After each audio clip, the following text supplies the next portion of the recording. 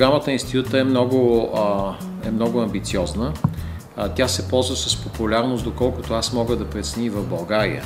Прогресът само за няколко месеца е действително забележим. Съвместно с Министерството на културата ние ще направим един добър български културен център със сигурност. Тази вечер господин Хаджи Мешев, съпругата на покойния дипломат и общественик господин Увалиев, ще бъдат в центъра на събитието, така че смятам, че лондонската общественост, както нашите сънародници, така и британската общественост като цяло ще имат възможност действително да получат добра, задълбочена представа от постиженията на нашата култура.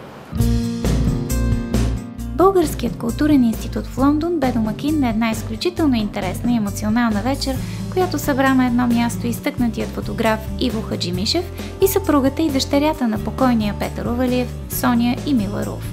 I think it will be a wide-ranging evening with different subjects presented by different people. Тази изложба е направена преди известно време. Тя има за цел да показва лицата на българската словесност по света.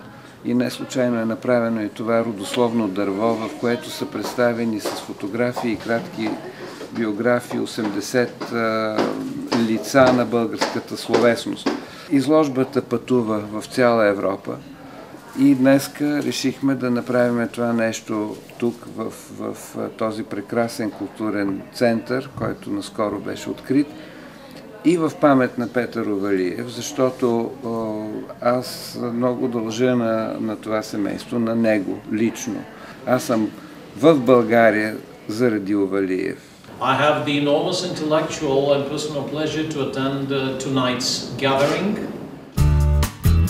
Соня Руф Увалиева разказа за дипломатическата кариера на съпруга си и прочете откъс от книгата си, посветена на живота му.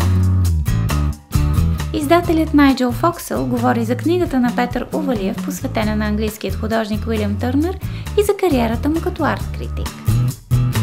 Мила Руф проследи филмовата кариера на баща си като продуцент и работата му с едни от най-известните холивудски звезди, като София Лорен, Ванеса Редгрейв и Джералдин Чаплин. Гост на вечерта бе известната журналистка Вера Маринова, която с много емоция и възхищение говори за работата на Петър Увалиев в българската секция на радио BBC. Ако толкова години не бях заставал зад микрофона, едва ли бих имал днес честа да застана пред вас. За първи път чух неговото име от своя баща, който твърдеше, че това е най-ерудираният българин, който баща ми някога е чувал да говори, по радиото, разбира се, преди години. Приятна изненада бе присъствието на неговата колежка Ваня Гетова, както и на съпругата на директора на българската секция по това време, госпожа Макинтош.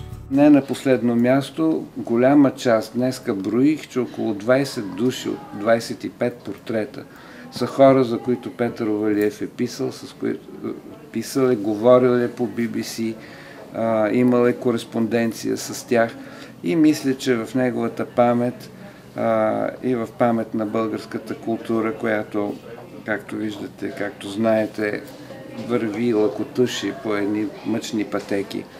Искаме да напомним за хората на словото и на българския дух.